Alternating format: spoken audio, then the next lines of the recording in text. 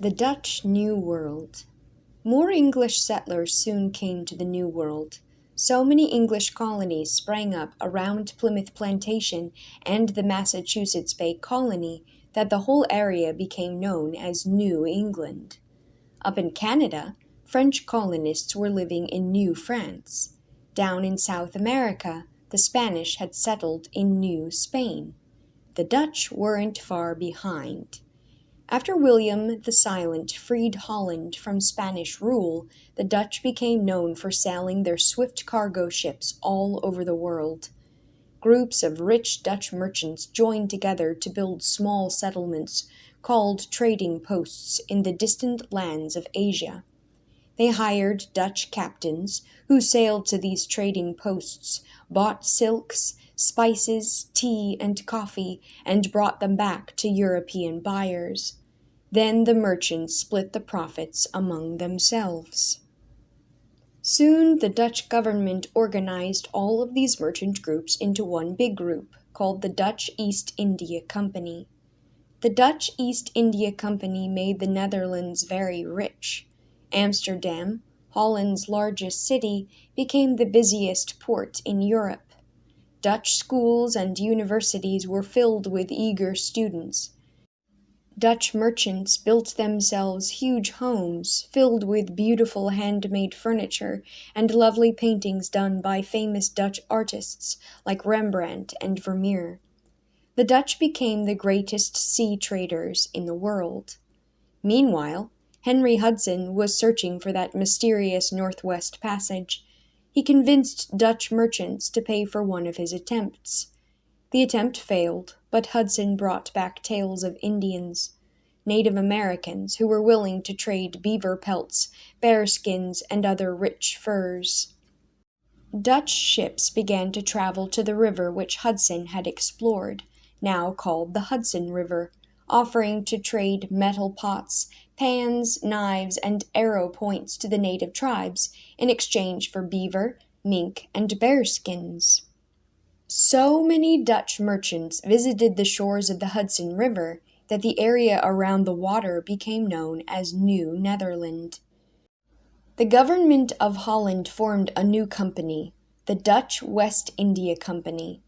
This company sent 30 families along with cows, sheep, corn, and wheat seeds, plows, and harvesters to settle on the banks of the Hudson River and live year-round.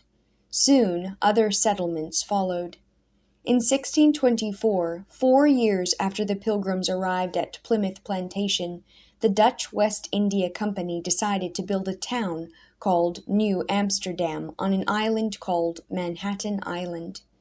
New Amsterdam would become the main port and the capital city for New Netherland. But a Native American tribe called the Lenape already lived on the island, so the Dutch offered the Lenape gifts in exchange for Manhattan Island. The Lenape took the gifts. According to stories told later, these goods were glass beads, pots, and kettles, knives and axes, and a few rolls of cloth, worth around $24. Of course, the island of Manhattan was worth far, far more, but the Lenape never intended to sell the land. They believed that land, like air, was something that everyone shared.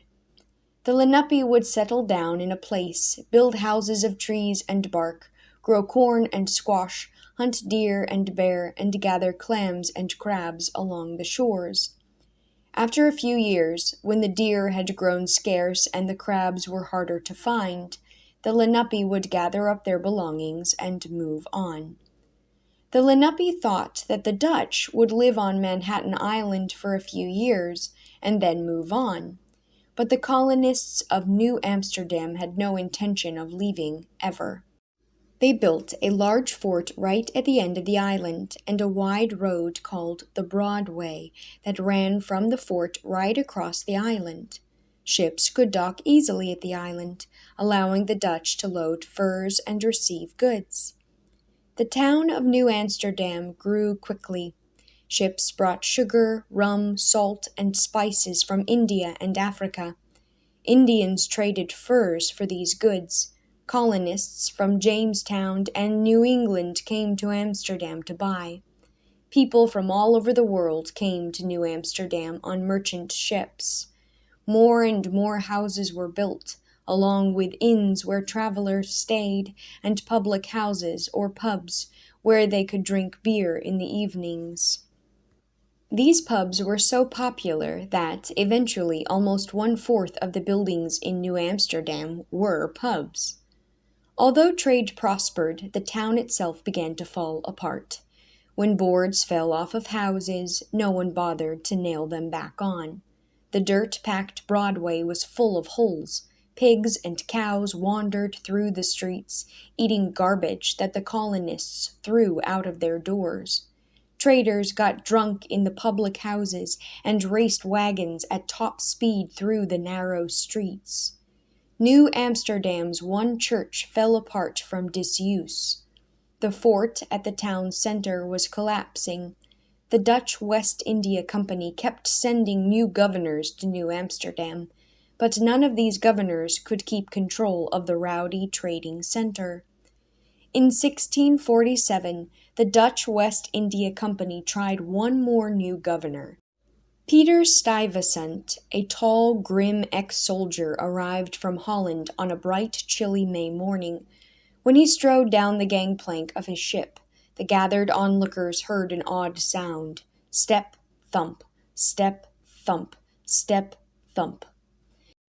Peter Stuyvesant's red leg had been shot off by a cannonball 3 years before.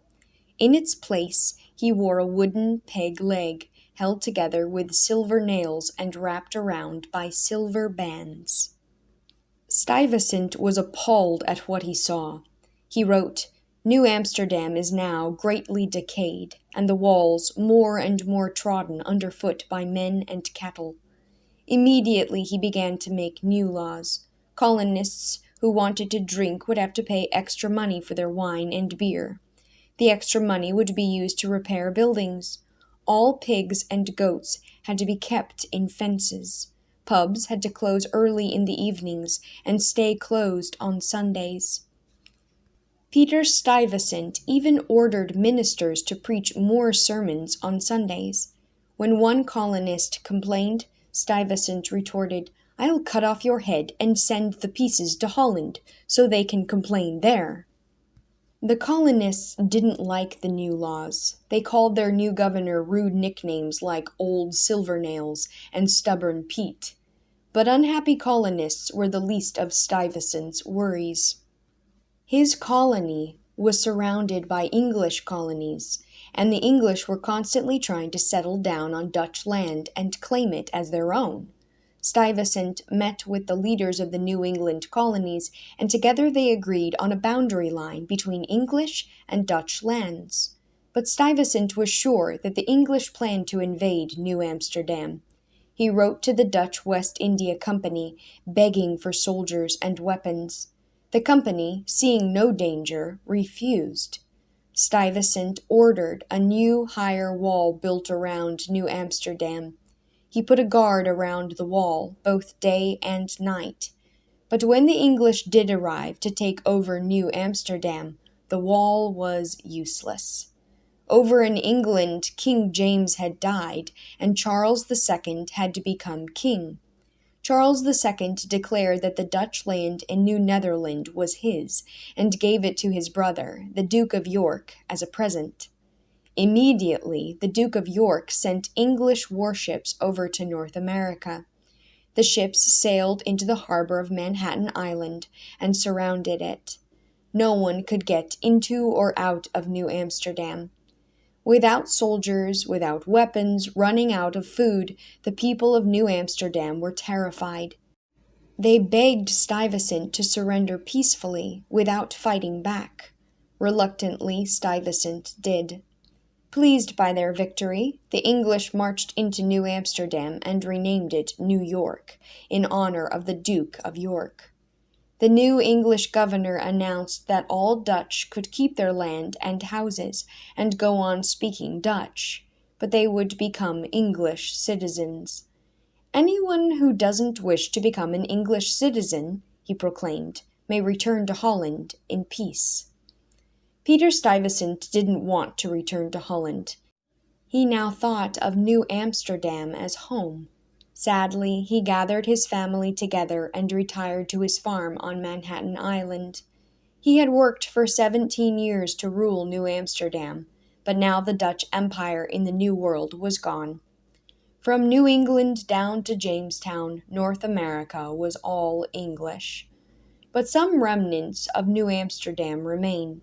In the modern city of New York, you can still walk down Wall Street, the path that once ran along the wall Stuyvesant built to protect New Amsterdam. You can eat dinner at a restaurant on Broadway, the Broadway where Dutch public houses once served traders from all over the world. And you can still visit Peter Stuyvesant's grave. When he died, he was buried in the chapel on his farm. Today, that chapel is St. Mark's Church in Manhattan, New York, and the street that runs past it is called Stuyvesant Street.